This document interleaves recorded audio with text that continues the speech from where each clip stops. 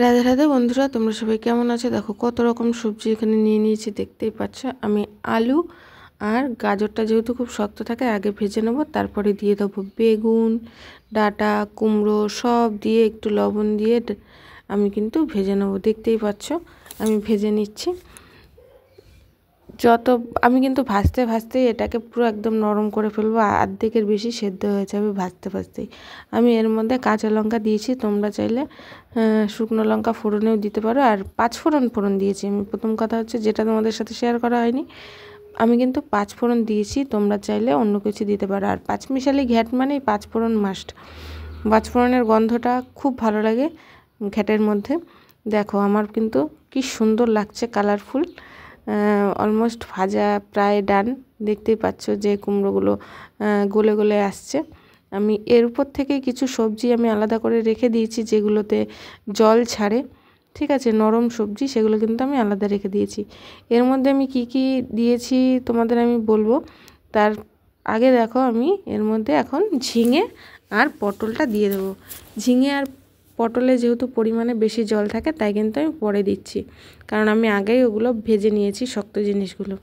এর মধ্যে আমি দিয়েছি ঝিঙে, পটল, কাটোয়ার ডাঁটা, পুঁই শাকের ডাঁটা, তারপরে গাজর দিয়েছি, বেগুন দিয়েছি, বরবটি দিয়েছি, বিনস দিয়েছি, মিষ্টি আলু দিয়েছি, বিভিন্ন প্রকার সবজি। এরপরে দেখো ভাজা হয়ে গেছে, আমি একটু হলুদ দিয়ে দিচ্ছি, আর হলুদটা দিয়ে কিন্তু আমি ভালো করে আবারও ভেজে নেব। দেখো কত সুন্দর হলুদটা দেওয়ার ফলে কালারফুল রাখছে। মাঝে মাঝে ক্যামেরাটা না, মানে যখন হাতে ধরে ভিডিও করি তোমাদের জন্য আমি কত কষ্ট করি তোমরা হয়তো জানো না।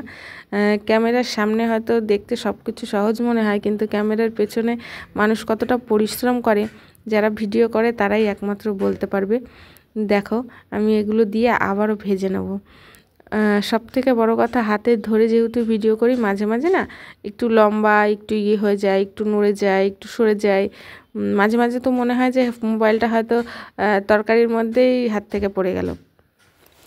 তো সেইভাবে ভিডিও করি। তার জন্য তোমাদের কি করতে হবে, তোমাদের যদি আমার ভিডিও ভালো লাগে অবশ্যই লাইক কমেন্ট করতে হবে, আর সাবস্ক্রাইব করে পাশে থাকবে। আর তার থেকে বড় কথা, যদি সব থেকে বেশি ভালো লাগে তাহলে কিন্তু একটু শেয়ার করে দেবে আমার ভিডিওগুলোকে।